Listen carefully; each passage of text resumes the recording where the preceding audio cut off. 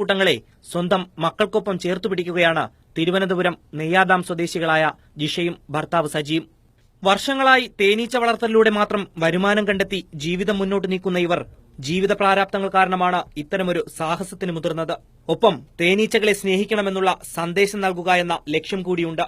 എന്റെ പ്രധാന ഉപജീവനമാർഗ്ഗം ഇത് മാത്രം തന്നെയാണ്. ഇതിൽ കൂടെ തന്നെയാണ് ഞാൻ ഉപജീവനമാർഗ്ഗം നടത്തുന്നത്.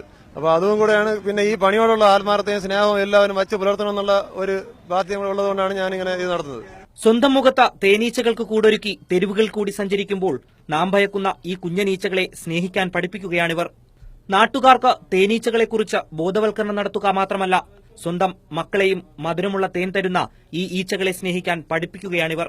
ഭൂമുഖത്തു നിന്നും തേനീച്ചകൾ അപ്രത്യക്ഷമായാൽ തുടർന്നുള്ള 4 വർഷം മാത്രമേ മനുഷ്യായുസ്സുണ്ടാകൂ എന്ന ഐൻസ്റ്റീന്റെ വാക്കുകളാണ് ഇവരെ തേനീച്ചകളോട് ഇത്രയും അടുപ്പിച്ചത്. പിന്നെ എല്ലാ വീട്ടിലും ഒരു ചെറുതേനീച്ചയെങ്കിലും എല്ലാവരും വളർത്തണം. അല്ലെങ്കിൽ ചെറുതേനീച്ച വളർത്താൻ പറ്റിയില്ല എങ്കിൽ ഒരു ചെടിയെങ്കിലും അവർക്ക് തേൻ കുടിക്കാനും പൂമ്പൊടിക്കും വേണ്ടി ഒരു ചെറിയൊരു ചെടിയെങ്കിലും അവർക്ക് പ്രയോജനമുള്ളത് എല്ലാ വീട്ടിലും നട്ടു വളർത്തണം. ക്യാമറമാൻ ദേവദത്തിനൊപ്പം റിനു ശ്രീധർ, ന്യൂസ് ബ്യൂറോ, തിരുവനന്തപുരം.